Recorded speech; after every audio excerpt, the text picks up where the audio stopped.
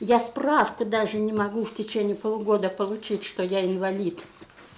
При упоминании местной больницы Лидия Николаевна с трудом сдерживает слезы. Со своей бедой жители цементного поселка уже не знают, куда обращаться.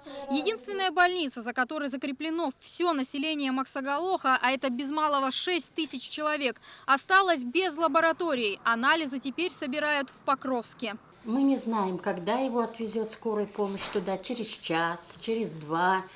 И там, когда начнут его делать, а это имеет большое значение для результата анализов. И поэтому, если мы сдадим, то это только насмешка. Объединение с Хангаласской ЦРБ произошло в 2013 году. После этого из больницы постепенно стали уходить врачи. Оставшиеся просят жителей не болеть. Лечить население скоро будет просто некому. Сами врачи говорят, не болейте, у нас лечить некому. Чтобы попасть на прием к узким специалистам, местные жители даже в сильный мороз вынуждены ехать в Покровск. А это особенно для пенсионеров немалый урон для кошелька. Сейчас 105 рублей, таксист 100 берет. Вот. А льготный проезд, безусловно, это бесполезно. Это вообще издевательство, а тем более вот на таких, которые до больницы еле доходят. Между тем, руководство больницы уверяет, ситуация не настолько плачевна. В поликлинике сейчас не хватает только окулиста, она в декретном отпуске, но остальные на местах. Гинеколог, хирург, стоматолог даже детский, у нас работают все специалисты. В прошлом году в отдельное здание вывели детское отделение. Там принимают 2 врача. Но если с кадрами вопрос можно решить, то по оснащению Максагалохская больница серьезно устарела.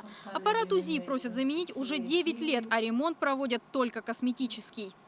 Самый больной вопрос для сельских поликлиник – это отсутствие финансирования. Больницу в Максагалохе строили еще в 1982 году, но с тех пор капитального ремонта здесь не проводили. За 30 с лишним лет оконные рамы полностью рассохлись и не соответствуют требованиям Санпина, а потолок держится на честном слове.